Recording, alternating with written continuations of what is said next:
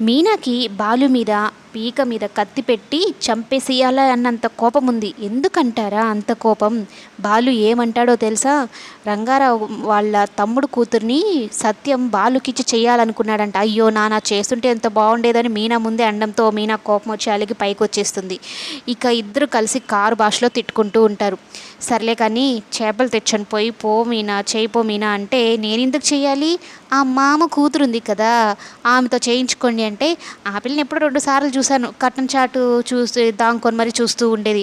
అయినా నాకేం తక్కువే, 6 అడుగుల అందగాడిని అంటూ ఉంటే అవును మరి ఆమెతోనే చేయించుకొని పని మీనా గొడవ పడుతూ ఉంటుంది బాలు.